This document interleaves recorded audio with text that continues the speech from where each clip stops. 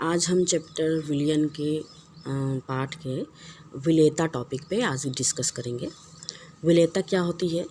किसी अव्यय की विलेयता, यानी अव्यय मतलब कोई भी ठोस, द्रव, गैस, किसी भी अव्यय की विलेयता एक निश्चित ताप पर, जब हम ताप कांस्टेंट कर दें, निश्चित ताप पर विलायक की निश्चित मात्रा में घुली हुई उस पदार्थ की अधिकतम मात्रा होती है।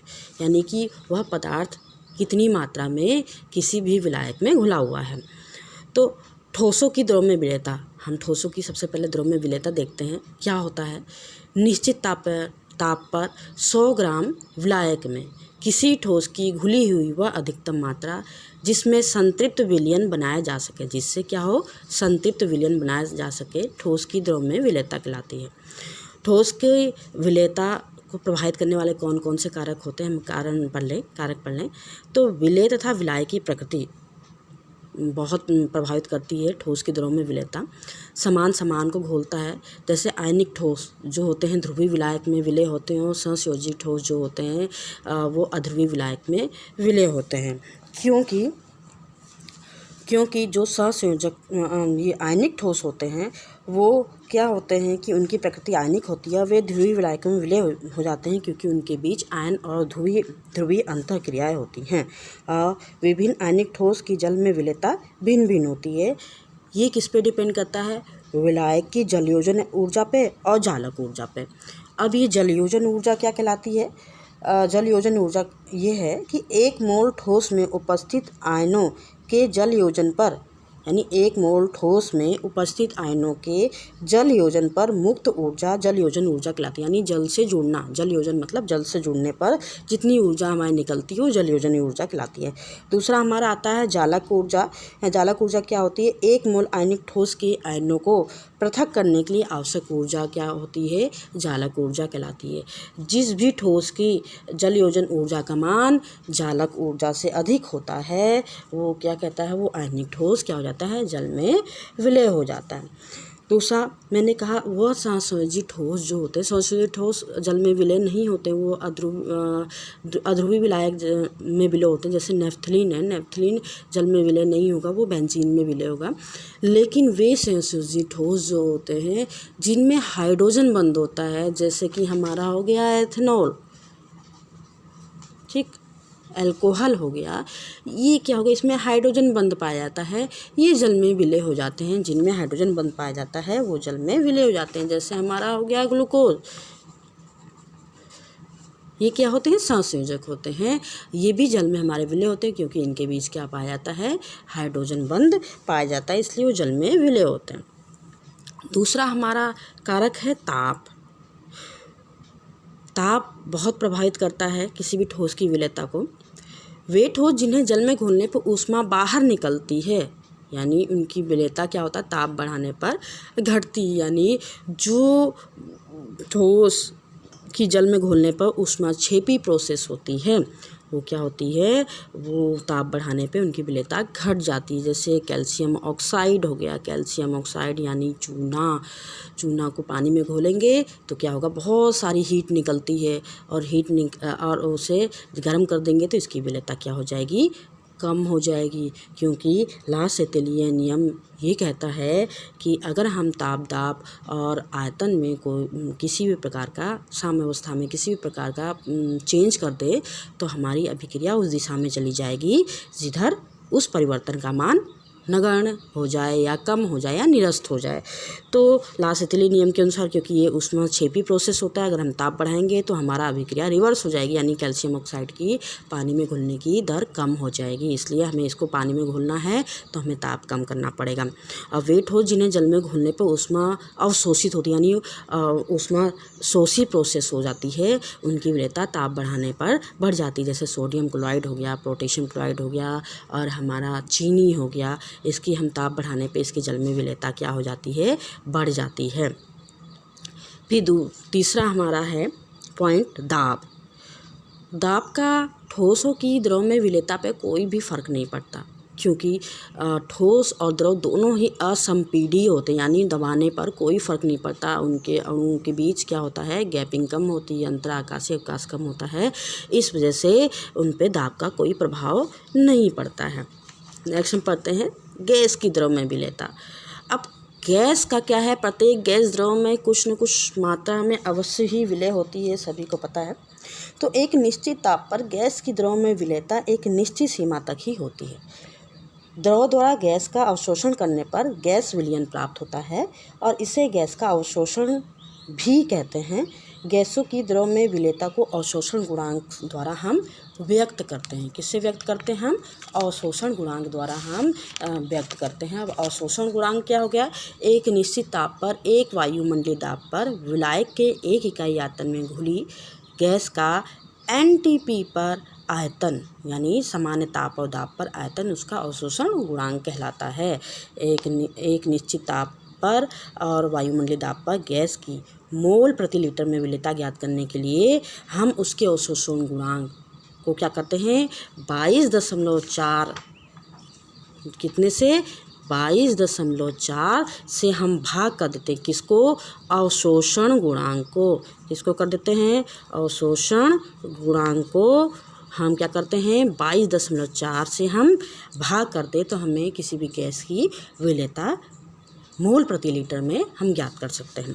अब गैस की विलेयता को प्रभावित करने वाले कौन कौन से कारक हैं? गैस तथा द्रव की प्रकृति। जो गैस द्रव से क्रिया कर लेता है या द्रव में आयनित हो जाता है वह आसानी से विलय हो जाता है। जैसे अमोनिया गैस है, CO2 गैस है, ये आसानी से द्रव जल के साथ अभिक्रिया कर लेती है। अमोनिया जल से अभिक्रिया करेगी तो अमोनियम हाइड्रोक्साइड बनाती है। कार्बन डाइऑक्साइड जल से अभिक्रिया करता है तो ये बनाता है H2CO3 बना लेता है, कार्बोनिक एसिड बना लेता है।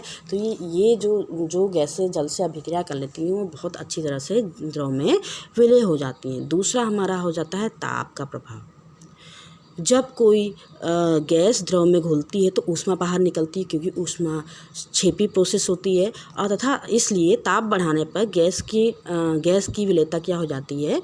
द्रव में कम हो जाती है। अब क्या हो जाता है? ताप बढ़ाने पर एक और प्रोसेस हो जाती है। ताप बढ़ाने पर गैस के अणुओं की गतिज ऊर्जा क्या हो जाती है? बहुत बढ़ जाती है। तो गैस के अणु द्रव से बाहर निकलने का प्रयास करते हैं, अर्थात ताप बढ़ाने पर गैस की द्रव में विलेयता कम हो जाती है। यही कारण है कि जो मछलियाँ होती हैं वो ठंडे जल में आसानी से रह लेती हैं, जबकि गर्म जल में उनका जीवन मुश्किल हो जाता है। तीसरा पॉइंट है द्रव विलयन में अन्य पदार्थों की उपस्थिति का क्या फ़र्क पड़ेगा।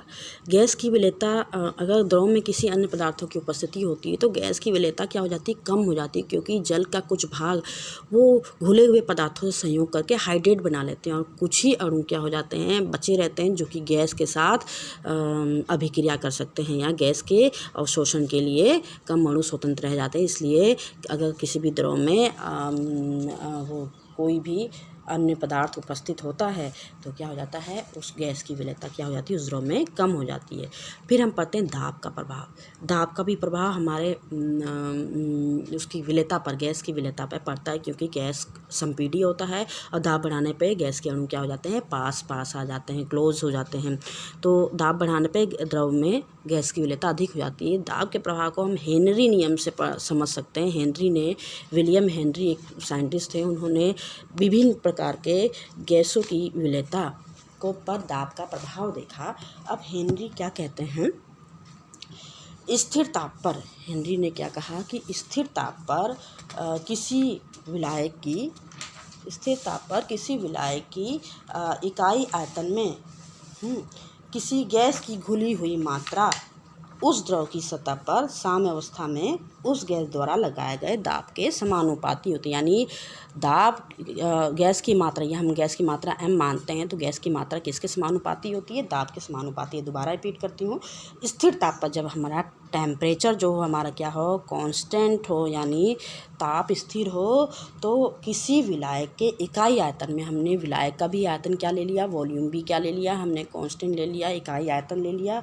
तो किसी विलायक की इकाई आयतन में किसी गैस की घुली हुई मात्रा को m से डिनोट करें, किसी गैस की घुली हुई मात्रा उस द्रव की सतह पर, उस द्रव की, या ये द्रव है हमारा, इसकी सतह है, इसके द्रव पर सतह पर साम्यावस्था पर, यानी इधर गैस के अणु बराबर हैं, इधर गैस के अणु बराबर हैं हमारे, साम्यावस्था पे उस गैस द्वारा, यानी ये जो हमारा गैस है उस गैस द्वारा लगाए गए दाब अगर हम P माने तो दाब के क्या हो जाता है, समानुपाती हो जाता है। अगर हम समानुपाती साइन हटाएं तो एक कांस्टेंट जाएगा K, इसको हम KH से डिनोट करें, M जहाँ पे KH क्या है, हेनरी नियतांक है।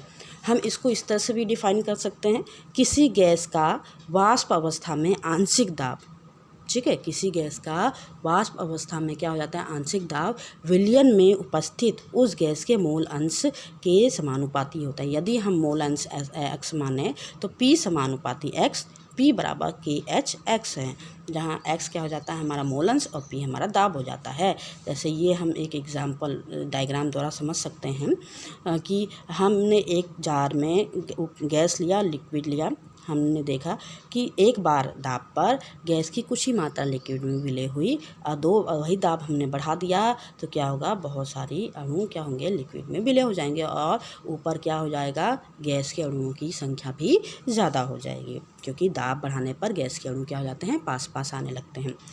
अब हेनरी नियम में कुछ नोट करने वाली बात है कि समान ताप पर विभिन्न गैसों के लिए जो हमारा KH मान है, हेनरी नियतांक का जो मान है वो भिन्न भिन्न होता है, सभी गैसों के लिए समान नहीं होता, प्रत्येक गैस के लिए भिन्न भिन्न होता है।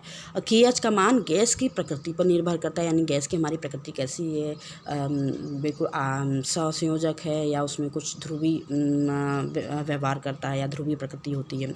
और ताप बढ़ाने पर KH का मान कम हो जाता है और KH का मान ताप बढ़ाने पे KH का जो मान हो जाता है वो बढ़ जाता है, और KH का मान बढ़ने से गैसों की द्रव में विलेयता क्या हो जाती है, कम हो जाती है। और जैसे KH का मान जितना बढ़ जाएगा गैसों की द्रव में विलेयता कम हो जाएगी। अब हेनरी नियम के अनुप्रयोग कहाँ क्या है, एप्लीकेशन कहाँ कहाँ आ जाती है लाइफ में। पहला हम एप्लीकेशन देखते हैं कि सोडा वाटर यानी और कोल्ड ड्रिंक जैसे शीतल पेय पदार्थ में हम CO2 डाली जाती है, हमें पता है, तो CO2 की विलेयता बढ़ाने के लिए बोतल को अधिक दाब पर बंद किया जाता है, यानी अधिक दाब होगा तभी उसमें CO2 ज़्यादा से ज़्यादा मात्रा में घुलेगी। कम दाब जैसे हो जाएगा, जैसे ही हम उसका ढक्कन खोलेंगे क्या होगा, हमने बोतल लिया और जैसे ही हमने ढक्कन खोला ये सारी गैस हमारी बाहर आ जाती है, जिस वजह से उसकी CO2 की विलेयता उसमें कम हो जाती है। दूसरा हमारा यूज क्या है इसमें कि गहरे समुद्र में जब गोताखोर जाते हैं अपनी गैस सिलेंडर लेके, तब जो दाब होता है जैसे जैसे नीचे जाएगा गोताखोर समुद्र के अंदर, वो जैसे दाब होता है वो बढ़ता जाता है, और जो सिलेंडर में गैस लेके जाता है उसका रुधिर में मतलब ब्लड में हम क्या होता है, गोताखोर के ब्लड में अधिक मात्रा में गैस जो होते हैं विलय होने लग जाते हैं। और जब गोताखोर सतह पे आते हैं, ऊपर की तरफ आते हैं, तो बाहरी दाब धीरे धीरे हमारा क्या होता है, कम होने लगता है, जिसके कारण घुली हुई जो गैसें होती हैं, नाइट्रोजन ऑक्सीजन जो होती हैं वो क्या होते हैं, बाहर निकलने लग जाती हैं और रुधिर में नाइट्रोजन की बुलबुले क्या हो जाते हैं, बन जाते हैं और एक चिकित्सीय अवस्था उत्पन्न कर देते हैं जिसे कि बैंड्स कहते हैं। यह अवस्था क्या होता है, बहुत ज़्यादा पीड़ादायक होती है और घातक होती है। इससे बचने के लिए गैस टैंकों में हीलियम मिलाकर क्या किया जाता है, गैस को तनु किया जाता है, यानी कितना मात्रा में सिलेंडर में कितनी परसेंटेज होगी, हमारा जो हीलियम होता है 11.7% होता है, नाइट्रोजन जो होता है हमारा 56.2% होता है, और ऑक्सीजन जो होता है हमारा 32.1% होता है। ये इतनी तनु करके क्या होता है, हवा भरी जाती है ताकि इस बैंड से जो बैंड चिकित्सीय अवस्था हो जाती है, बैंड जो